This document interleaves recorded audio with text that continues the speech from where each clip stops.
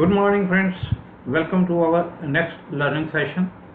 And today I am going to tell you about the effects of smoking on the lungs, respiratory system, and hands and other related structures. I have not talked about these things before. And look at this diagram. Look at this diagram. Now, what is this? It may be appearing a strange thing to you, but this is the portion near your mouth, and this is the portion near your chest. As you go in the chest, this is the windpipe. This portion is the windpipe, and this is the voice box. This is voice box, and this is the covering of the voice box. Voice box is called larynx, and the covering protects the voice box from the food and drinks we take, so that if water or fluid goes in the larynx, it can trickle down into the lungs and cause problems for the patient. Now see what happens inside the lungs. Inside the lungs, see this diagram. The windpipe divides into a number of structures which I will show you, but you look at this diagram. These are hair-like structures. They are present inside the bronchioles and bronchi. They move the mucus upwards towards your throat so that you can remove it by coughing. Now these are called cilia, and this is a very important structure. They serve a very important organ function for your body, because if the mucus collects in your lungs, it becomes a very good medium for culture, and once bacteria grow there, it causes inflammation, which causes narrowing of the airways, the air passages, and narrowing produces difficulty in breathing further. So these are the cilia which are moving. And what does smoking do? Smoking kills these cilia, and their movement is impaired. Look here, what happens to the windpipe after it goes into the lungs. It divides into two branches, left and right main bronchus. This is right main bronchus, this is the left main bronchus, and then it goes on dividing till it becomes a small bronchiole which is less than 0.5 millimeter in diameter. It does not have cartilage, it has only smooth muscle in its walls, and this is called the respiratory bronchiole.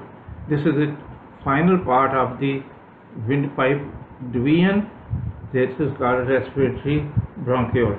At the end of this respiratory bronchiole, this is called the alveolar sac. This is the alveolar sac. The individuals are alveoli. This is the alveolus. It is one alveolus. This is the other one. This is the third one, and this is fourth one. This is fifth one. These are alveoli, and they can form a common sac.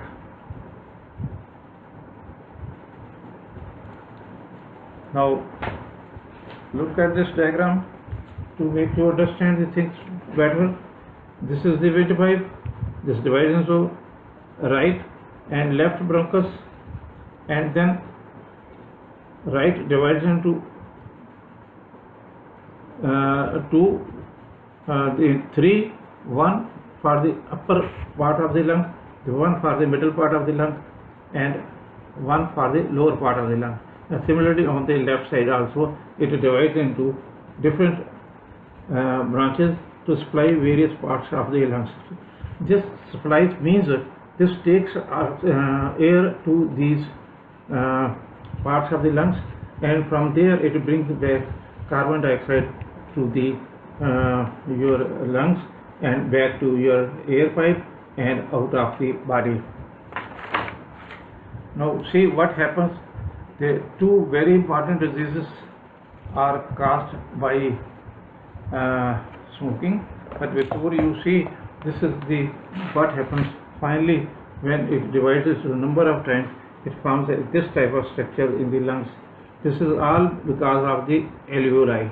This is all because of the bronchioles, which by the division of the windpipe they have found right and left main bronchus and then bronchioles, and this is forming a honeycomb appearance. Now look at this.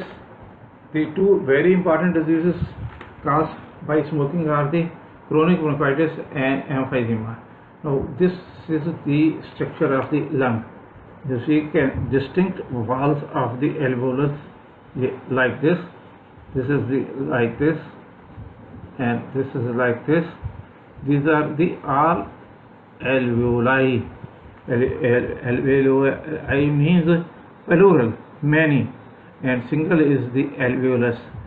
In the wall of these alveoli are present a branch of the pulmonary artery, pulmonary vein, and some lymph vessels.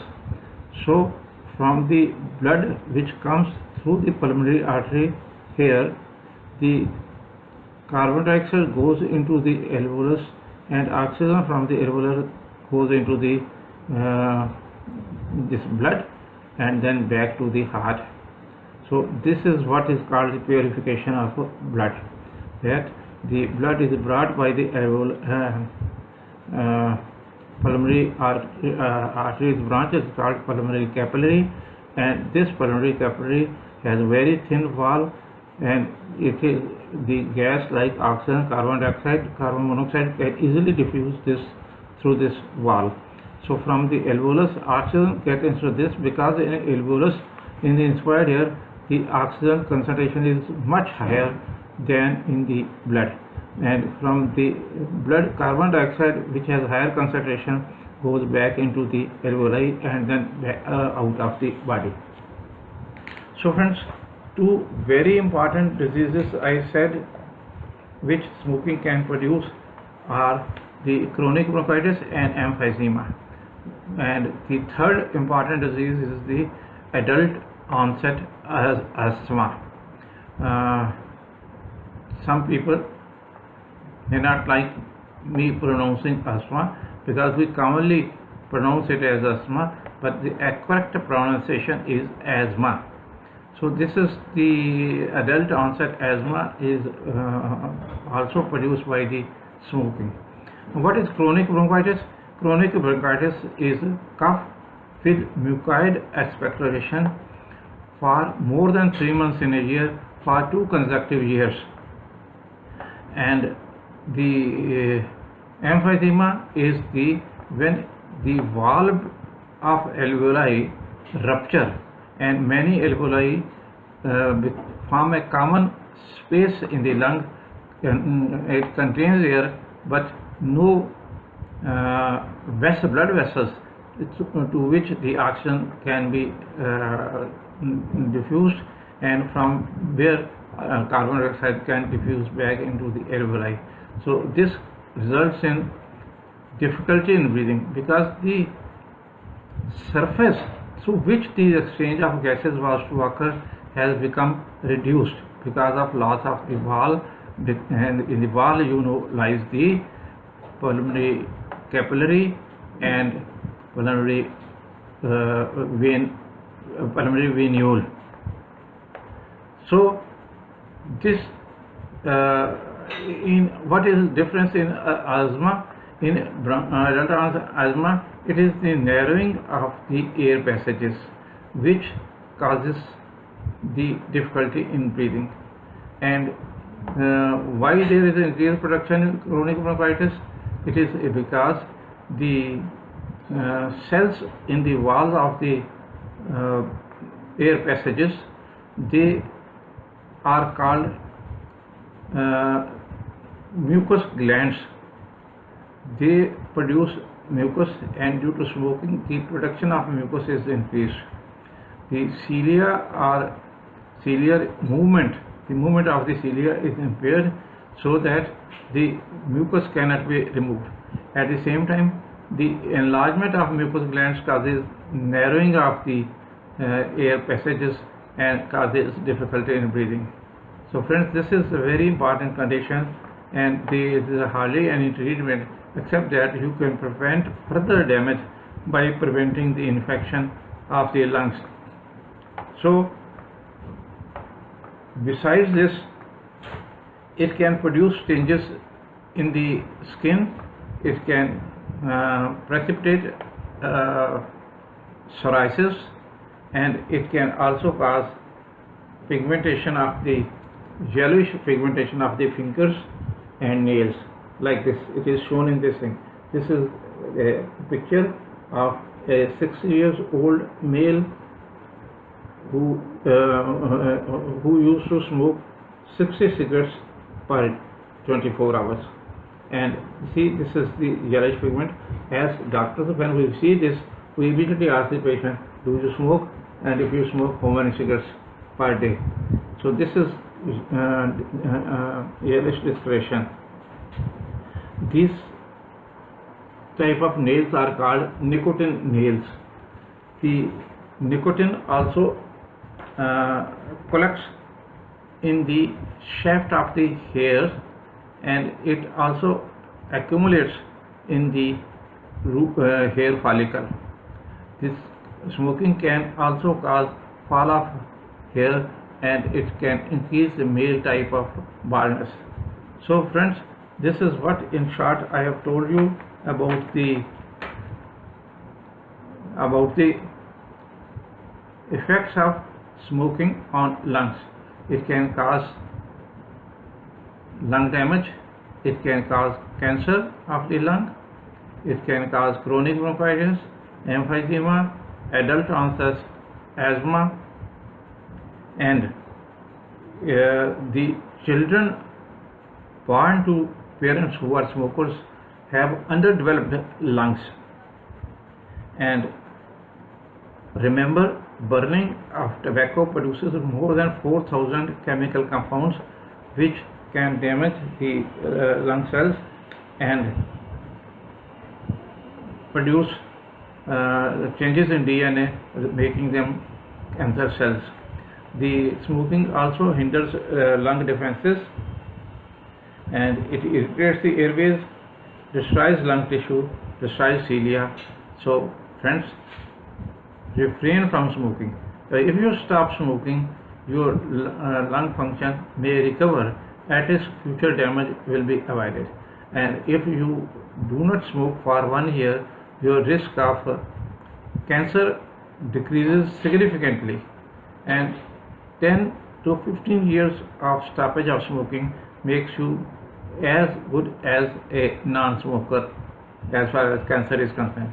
So friends, that is all for today, but I have to make an earnest request that I keep sending to link on Messenger.